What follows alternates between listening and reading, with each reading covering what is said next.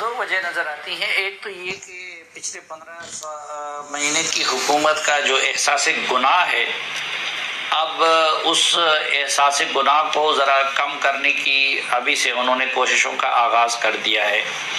اور دوسرا یہ ہے کہ ظاہری بات ہے کہ وہ بھی ریئلائز کرتے ہیں کہ ان 15 مہینوں میں انہوں نے تاریخ کی بدترین حکمرانی کی ہے، اور اس بدترین حکمرانی کی وجہ سے جو اس نے سیاست میں گند اور گالم گلوچ کے کلچر کو فروغ دیا تو اس کی پاپولیرٹی ختم نہیں ہوئی.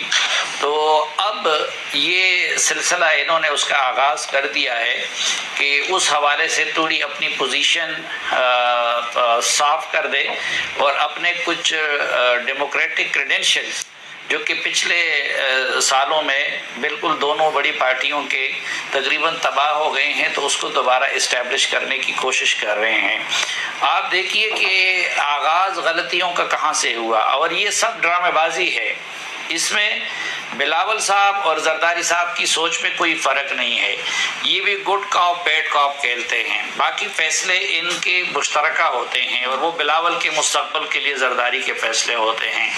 اسی طرح نواز شریف صاحب، شہباز شریف صاحب، مریم نواز صاحبہ، یہ بھی بالکل اندر سے ایک ہیں، اور وہ بھی گڈ کاپ بیڈ کاپ کھیلتے ہیں کہ ایک کا سخت بیانیہ ہوگا کچھ عرصے کے لیے، ایک خاموش ہوں گے، دوسرے بول رہے ہوں گے. تو شہباز شریف صاحب بھی جو کچھ کر رہے ہیں الف سے یہ تک منوان وہ نواز شریف صاحب کی مرضی سے کر رہے ہیں.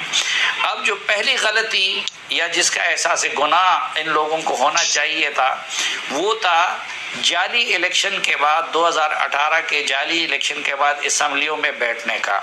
وہ زرداری صاحب نے بھی کیا، وہ بلاول صاحب نے بھی کیا، وہ انہوں نے نون سے بھی کروایا، وہ مولانا سے بھی کروایا. اور اس دوران بھی ان کو سندھ کی حکومت اسٹیبلشمنٹ کے ساتھ ڈیل کے نتیجے میں ملی تھی، جس کے نتیجے میں انہوں نے وہ کر دیا، صادق سنجرانی صاحب کو چیئرمین سینٹ بھی بنا دیا رضا ربانی کے مقابلے میں. دوسرا گناہ جو ان سے بہت بڑا سرزد ہوا وہ یہ تھا کہ جب ان کو مار پڑی اور کچھ احساس ہوا، سب جیلوں میں چلے گئے، تو انہوں نے پی ڈی ایم بنا دیا. اور پی ڈی ایم سے یہ توقع تھی کہ اب وہ کوئی سویلین بالادستی کے لیے یا سویلین کے لیے کوئی سپیس کریٹ کرنے میں ایک مؤثر تحریک ثابت ہوگی. لیکن بلاول صاحب اور ان کے والد صاحب نے اس وقت کی اسٹیبلشمنٹ سے ڈیل کر لی، اپنے لیے سہولتیں لے لی اور پی ڈی ایم کو توڑ دیا. دوسرا گناہ وہ تھا. تیسرا جو بڑا گناہ جو ان سب نے مل کے متفقہ طور پر کیا، وہ عمران خان کی رخصتی کے بعد حکومت سنبھالنے کا تھا.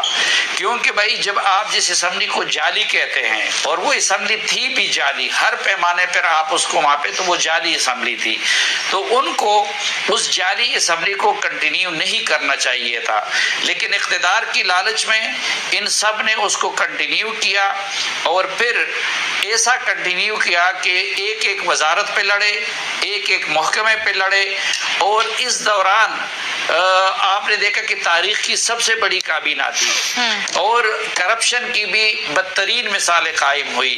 خیبر پختونخوا میں انہوں نے نگران حکومت بنائی، ایک پارٹی نے اپنے اے ٹی ایمز دیے، دوسرے نے دوسرے اے ٹی ایمز دیے، تیسرے نے تیسرے اے ٹی ایمز دیے. اور اب ایک اضافی میرے خیال میں جو بلاول صاحب کو احساس ہو رہا ہے وہ یہ بھی ہے کہ جس کام کے لیے ان کی پارٹی مشہور تھی، اس میں مولانا صاحب کی جے یو آئی ان سے سبقت لے گئی ہے. کون سا؟ تو اب اس حوالے سے بھی 2 نمبر پہ آ گئی ہے.